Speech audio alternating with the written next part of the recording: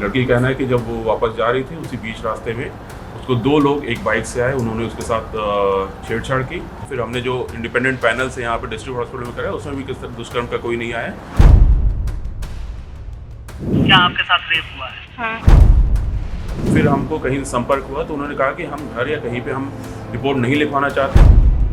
Police हमारे यहाँ ऐसा कही कि हम खुद अपराधी हैं। लड़की के बयान कल शाम को देर रात में दर्ज हुए थे और जिसमें उसने दो अज्ञात लोगों द्वारा छेड़छाड़ की घटना बताई थी।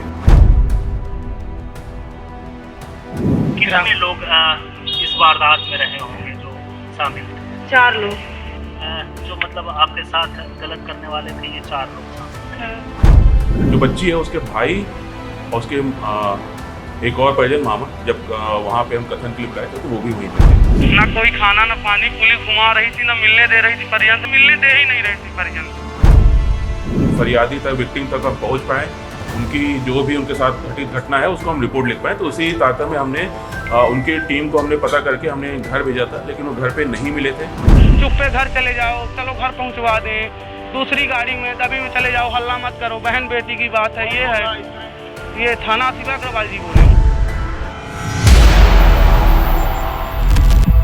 8 और 9 जून की दरमियानी रात रीवा के संजय गांधी अस्पताल में अपनी मां का इलाज कराने आई एक नाबालिग लड़की ने अस्पताल के ही 3 वार्ड बॉय और एक चौथे शख्स पर उसके साथ गैंग रेप की वारदात को अंजाम देने का आरोप लगाया। पीड़िता के मुताबिक वार्ड बॉय ने उसे पहले बेहोशी की दवा खिलाई, उसे घसीटते हुए एकांत कमरे में ले गए और उसके साथ दरिंदगी की। अपनी हवस की भूख मिटाने के बाद आरोपी उसे सड़क में बदहवास छोड़कर चले गए। नाबालिग पीड़िता जैसे तैसे अस्पताल की चौकी के पास पहुंची और फिर बेहोश हो गए और इसी के साथ अस्पताल के डॉक्टर्स, अस्पताल का प्रबंधन और पूरा का पूरा पुलिसिया तंत्र इस केस को दबाने के लिए लीपापोती में लग गया। पीड़िता और उसकी मां, जिसका अस्पताल में इलाज चल रहा था, उन्हें घर भेज दिया गया।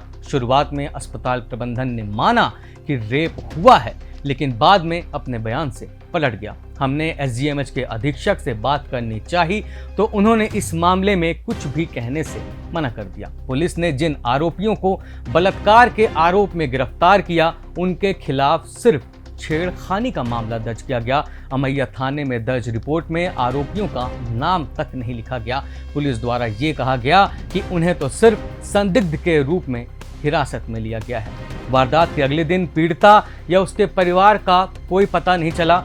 ऐसा माहौल बना दिया गया कि घटना अस्पताल में अस्पताल के लोगों द्वारा अंजाम दी ही नहीं गई, रेप हुआ ही नहीं। लड़की के साथ सिर्फ अस्पताल के बाहर कुछ अज्ञात बाइक सवारों ने छेड़छाड़ की है। घटना के 2 दिन बाद 11 जून की शाम को रीवा के पुलिस अधीक्षक विवेक सिंह ने इसी मामले में प्रेस कॉन्फ्रेंस की। रीवा एसपी ने मीडिया के सामने ये बताया कि रेप नहीं, सिर्फ छेड़छाड़ हुई है। मेडिकल रिपोर्ट में कोई सेक्सुअल असॉल्ट नहीं है।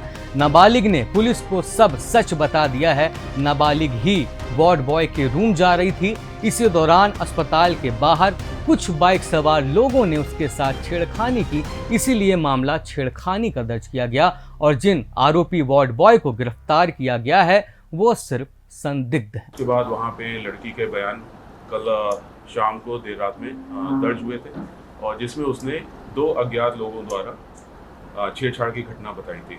उस समय उसने ये बताया लड़की ने कि ये टॉयलेट करने गई थी, उसी बीच उसको चक्कर आ गया। जब चक्कर से उसको जब उसके ऊपर कोई पानी डाला, जब चक्कर से उसे होश आया, जब बेहोशी से, तो उसके साथ कुछ लोगों ने छेड़छाड़ की कोशिश की। उसको फिर से बेहोश हो गई और जब उठी तो वो हॉस्पिटल के बाहर कहीं भी थी और उसके भाई और उसकी मदर वहाँ पे आई थी, जो फिर उसको ले जाके उन्होंने एडमिट कराया था।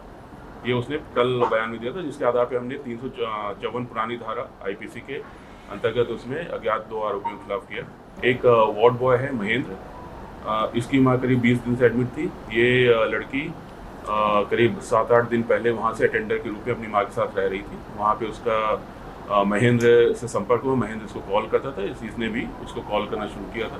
तो फिर महेंद्र ने उस दिन को इसको लड़की को बुलाया था कि सुपर स्पेशलिटी के गेट के आगे आके मिलना, और जब इसकी माँ और भाई सो गए थे तो फिर ये वहाँ गई थी। इसके बाद वहाँ पे महेंद्र इसको, लड़की के बयान के अनुसार महेंद्र इसका हाथ पकड़ के अब कहा था कि मेरे घर चलो, पास में मेरा घर है, तो वहाँ पे ले आने की से हाथ उसका पकड़ रहा था।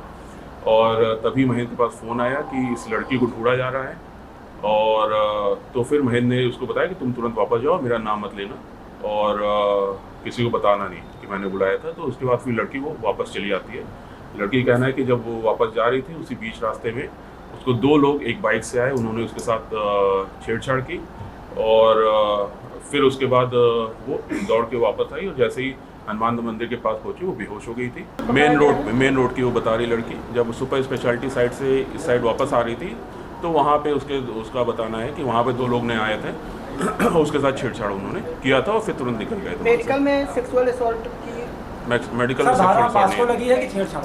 पॉक्सो भी लगी है और छेड़छाड़ भी लगी है। पॉक्सो में छेड़छाड़ की बात है। रीवा पुलिस को शायद लगा कि मामला क्लियर हो गया, मिशन अकम्प्लिस्ड, लेकिन उन्हें इस बात की उम्मीद नहीं थी कि नाबालिग कोर्ट में और मीडिया के सामने उसकी पूरी करतूत को उजागर कर देगी। रीवा एसपी ने कहा था कि रेप नहीं हुआ, लेकिन पीड़िता ने कहा कि उसके साथ गैंग रेप हुआ है और उसने नाम लेकर बताया है कि इस वारदात में कौन कौन शामिल था। कितने लोग इस वारदात में रहे होंगे जो शामिल थे? 4 लोग। जो मतलब आपके साथ गलत करने वाले थे ये 4 लोग शामिल थे। हाँ। क्या क्या नाम होंगे उनकी, कुछ पहचानती हैं? उनको पहचानती हैं कुछ? हर्ष, महेंद्र और मनीष और विकास और सुरेंद्र। तो ये इसमें से कौन सा आदमी था संपर्क में जो आपको पहले? महेंद्र के कहने पर आप रूम तक गए? हाँ, मैं गेट ही तक गई हूँ, वहाँ से मुझे खींच के लेके गया वो गेट से। कोई अश्लील फोटो थी, ब्लैकमेल कर रहा था, कैसी फोटो है वो? फोटो मेरी मतलब फुल फोटो स्टेटस में उसके स्क्रीनशॉट लेके वो एडिट करवाया था उसे, इसीलिए आपको बुलाया था डिलीट हाँ। कर। क्या क्या बोला था फोन पर? उसने बोला कि तुम आ जाओ और यहाँ गेट के पास है, फोटो तुम्हारी डिलीट कर दूंगा, कुछ नहीं होता, अगर नहीं होगी तो वायरल कर दूंगा, तुम्हारे पेरेंट्स के पास भेज दूंगा मैं। घटना उसने के बोला बाद कि तुम्हारे भाई का नंबर भी मेरे पास है, तुम्हारे पापा का भी नंबर मेरे पास है। घटना के बाद भी धमकी दी गई, क्या कह रहा था, क्या धमकाया था आपको, क्या बोला था? घटना के बाद धमकी दी गई थी आपको, क्या बोल रहा था वो बोला कि जाकर तुम किसी से कुछ नहीं बोलोगी और ना ही कुछ बताओगी, ना ही मेरा नाम आना चाहिए कहीं, और अगर आए तुम्हारी फोटो वगैरह वायरल कर दूंगा मैं। इलाज के दौरान डॉक्टरों ने भी कुछ कहा या कुछ धमकाया? नहीं, मुझसे तो कुछ नहीं कहा डॉक्टर ने। अभी कैसा महसूस होता है आपको, क्या लगता है कि? चोट लगी है पैर में और सर में। पुलिस की कार्रवाई से संतुष्ट है? नहीं। कहाँ जाएंगे अब? कोर्ट में आप बयान देने आई थी, क्या बोला कोर्ट में? कोर्ट में तो जो जो मैंने बोला वही वही लिखा गया कोर्ट में, और साइन भी करवाया उन्होंने, मुझे पढ़वाया फिर साइन करवाया। क्या बोला कोर्ट में आपको, बताइए। कोर्ट में यही कि उसने मुझे टैबलेट खवाई थी और टैबलेट खिलाने के बाद ब्लैकमेल किया, फोटो वगैरह एडिट करवा के बुलाया मुझे, वहाँ पर रूम के अंदर भी ले गया, वहाँ से घसीटे मुझे, गलत भी किया उसने मेरे साथ। पुलिस को सबने बताया था आप ये सब? पुलिस को ऑल टोटल मैंने एक चीज़ बताई है, लेकिन नहीं लिखा उन्होंने? नहीं, उन्होंने लिखा ही नहीं है। क्या आपके साथ रेप हुआ है? हाँ। नाबालिग पीड़िता ने बताया कि अस्पताल के ही वार्ड बॉय जिसका नाम महेंद्र है, उसने अटेंडर फॉर्म से नाबालिग का नंबर निकाल लिया। आरोपी महेंद्र ने उस नाबालिग लड़की की व्हाट्सएप डीपी की अश्लील एडिटेड तस्वीर बनाई और उसे फोन करके ब्लैकमेल करने लगा। उसने लड़की को नशे की दवा भी खिलाई और रात के 1 बजे संजय गांधी अस्पताल से सुपर स्पेशलिटी अस्पताल के सामने मिलने बुलाया। इधर संजय गांधी में नाबालिग की मां वहां उसे ना पाकर परेशान हो गई। अस्पताल से ही किसी ने महेंद्र को फोन लगाया और पूछा कि क्या वो लड़की तुम्हारे साथ है। महेंद्र ने फोन कट कर दिया, मोबाइल को एयरप्लेन मोड में डाल दिया और इसी दौरान नाबालिग बेहोश हो गई। उसे महेंद्र अपने अन्य साथियों के साथ रूम में ले गया और बेहोशी की हालत में उसके साथ घिनौना काम किया। उस दिन ना से लेडीज आई थी तो उन्होंने मेरे से नंबर नाम वगैरह सब लिखवाया, उन्होंने बोला ज़रूरी लिखवा दो, तो मैंने उसमें लिखवाया सब नंबर, मतलब उन्होंने ले जाकर वहाँ रखा जहाँ सिस्टर बैठती हैं, तो वहाँ वो महेंद्र भी वहीं बैठा था। टेबल में, उन्होंने उसी टेबल में रखा, बगल में चेयर रख के वही बैठा था। तो फिर उसके बाद मैं चली आई वहाँ से। उसके दूसरे दिन मेरे से मैसेज आया, हाय। तो मैं पूछी कौन? तो उसने बोला तुम्हारी फ्रेंड। तो मैंने बोला कहाँ से? तो उसने बोला बाद में बताती। तो मैंने नंबर सेव कर लिया, मैंने सोचा मेरी कोई फ्रेंड होगी। फिर मैंने स्टेटस लगाया तो उसने मेरी स्क्रीनशॉट ली फोटो की, और दूसरे दिन उसको एडिट करके मेरे इसमें भेजा, और बोला कि अगर मैं जो बोलता हूँ वो करो, जहाँ बुलाता हूँ वहाँ, वरना मैं वायरल कर दूँगा तुम्हारी फोटो, तुम्हारे पेरेंट्स को भी भेज दूँगा। तो मैं उस दिन नहीं गई, उसके बुलाने पे मैं नहीं गई। फिर दूसरे दिन बुलाया, मैं उस दिन भी नहीं गई। फिर एक दिन वो रात में मैंने बोला मेरा गला दर्द हो रहा, उसने मुझे 2 टैबलेट दी थी, जिसमें से एक मैंने 7 बजे खाई थी, एक 11 साढ़े 11 के लगभग खाई। उसने बोला 2-3 घंटे में इसका असर होगा। तो उसके बाद फिर मुझे रात में मैसेज किया, बोला कॉल करो। मैंने उसे कॉल किया, बोला कि 1 बजे के लगभग वो सुपर के गेट के पास आ जाना। मैं गई 1 बजे सुपर गेट के पास। वहाँ से मतलब मेरा बहुत सर घूम रहा था, बहुत हाथ काम ही नहीं कर रहे थे। तो मैं बोली कि मेरी फ़ोटो डिलीट कर दो, मैं यहाँ से चली जाऊँगी। उसने बोला कि पहले रूम चलो तुम। तो मैं रूम नहीं जा रही, तो मुझे मतलब घसीटता हाथ पकड़ खींचते लेके गया है रूम। उसके बाद जैसे आधे रास्ते में पहुँचा, तो यहाँ हॉस्पिटल से किसी का फ़ोन आया था। तो उन्होंने ये हॉस्पिटल में उन्होंने ये बोला कि यहाँ से एक लड़की गायब हुई है, तो क्या तुम गायब की हो? तो उसने कुछ नहीं बोला, फ़ोन काट दिया और फ्लाइट मोड में डाल दिया। उसके बाद फिर क्या हुआ, मुझे बोला कि वहीं पास मैं गिर भी गई। उसके बाद फिर उसके बाद मैं मुझे ऐसा महसूस हुआ कि मुझे रूम ले गया और रूम में मेरे साथ गलत भी किया है वो, और उसके बाद लाके मुझे रोड में छोड़ भी दिया है वो। हॉस्पिटल में जब आपको भर्ती किया गया, उस समय का कुछ वाकया याद हो?